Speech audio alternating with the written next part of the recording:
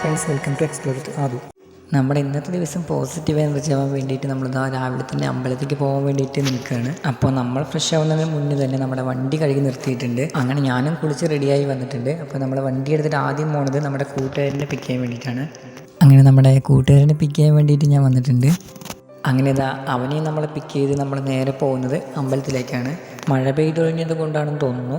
എന്നും കാണുന്നതിനേക്കാൾ കൂടുതൽ പച്ചപ്പിലാണ് നമ്മുടെ പാടങ്ങളും ചെടികളെല്ലാം നിൽക്കുന്നത്. ഞങ്ങൾ ഈ അമ്പലത്തിൽ പോയിട്ട് ഒരുപാട് മാസങ്ങളായി. അപ്പോൾ അതിൻ്റെ ഒരു എക്സൈറ്റ്മെൻറ്റിലും കൂടിയിട്ടാണ് ഞങ്ങൾ പോകുന്നത്.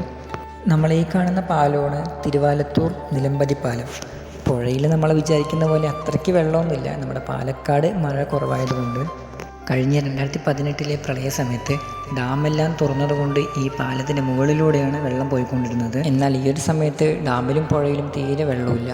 അങ്ങനെ നമ്മൾ ലാസ്റ്റ് ഇതാ അമ്പലത്തിലെത്തിയിട്ടുണ്ട്. ഇന്ന് ഞായറാഴ്ച ആയതുകൊണ്ട് തന്നെ കുട്ടികൾക്ക് മുട്ടയടിക്കാനായിട്ട് വന്നവരും തൊഴുതാൻ വന്നവരുമായിട്ട് അത്യാവശ്യം തിരക്കുണ്ടായിരുന്നു.